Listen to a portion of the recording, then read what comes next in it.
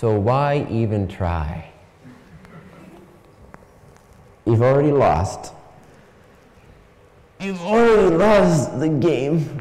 As soon as you were born, you lost a game of life. That's good to know.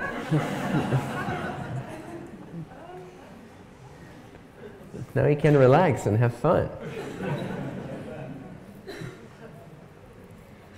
You can open the heart, live adventurously, fearlessly, embracing the mystery that comes with a non-linear life.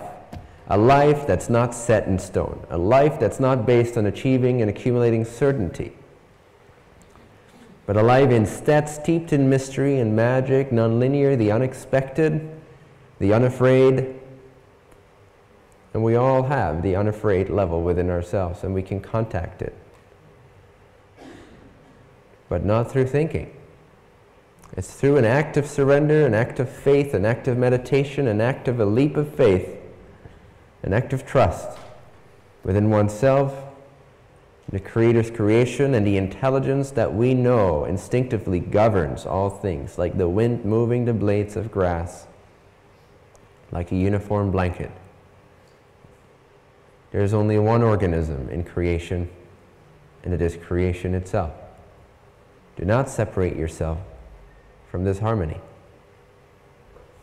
because you'll pinch off your access point to this infinite abundance of intelligence, wisdom, flow, synchronicity.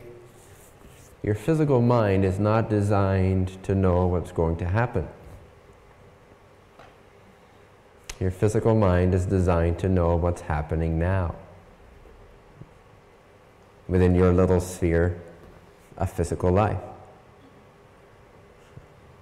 If you let that steer your life, then your life will consist of nothing but a sequence of the 5 senses experiencing sense perceptions in a way that it can control, so that it's not ever having to be surprised by the mystery of creation.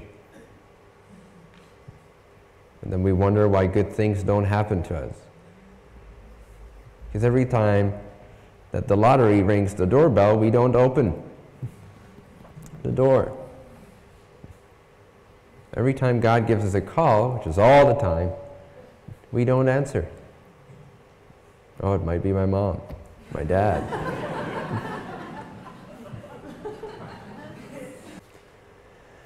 So scan your system, your field, the field of your mind and your emotions and your bodily energies.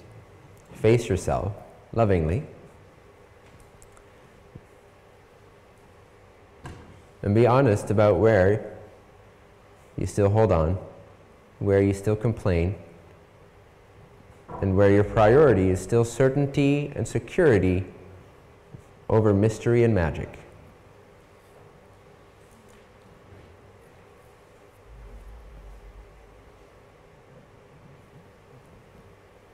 Over love and allowance. Judgment and certainty over love and allowance. Love knows no judgment. No judgment whatsoever. Imagine yourself in a space of non-judgment to self or other self.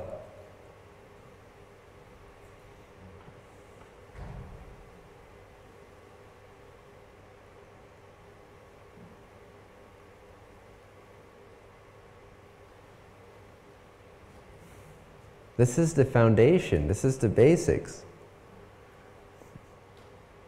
If we can't be stable in a state of being at peace with ourselves, in the stillness of just being, then how in the world are you going to create an epic life that embraces mystery and uncertainty? Without that confidence, that connection to the trust within oneself, how are you going to honor your calling in life?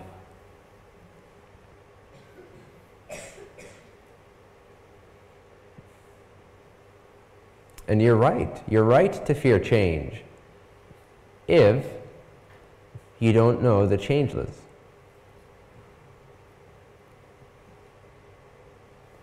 If you don't know the confidence and the stability of yourself at a profound level. If you're not at peace with yourself as you are, deeply in allowance, in okayness with yourself as you are, then of course change will disturb you. Of course, because that's what you're holding on to. The mind or the consciousness is like a monkey. It'll grab onto whatever it focuses on. If you focus on the peace with all that is, you will develop a conviction, a confidence in the peace with all that is. Now things can come and go. You're not reaching for those things. You are stable, more and more stable, more and more at peace with what is. This is the only space from which you can become the creator.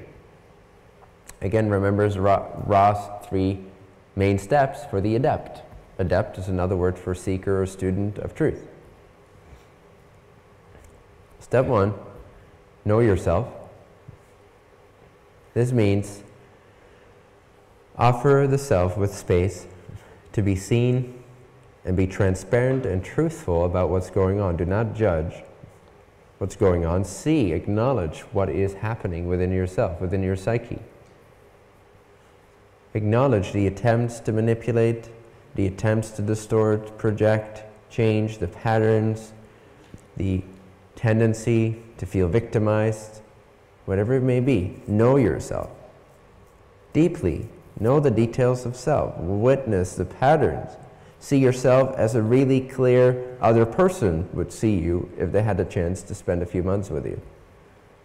Now, what they would write down as an objective observer, you would not like. Or at least not all of it, if they're being honest. That's okay.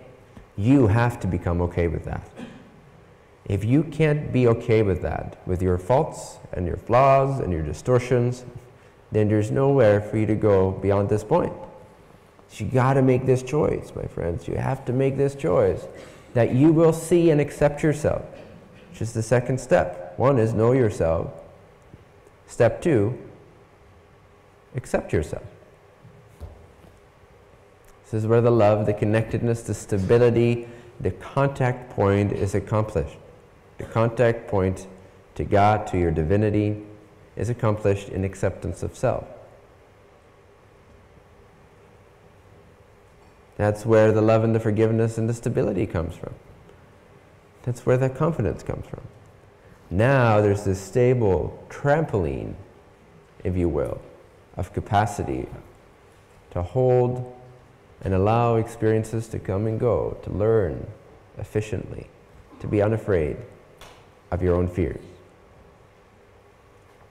Now the third step may be begun. Just become the creator. That's the fun part. Everyone comes for that, right?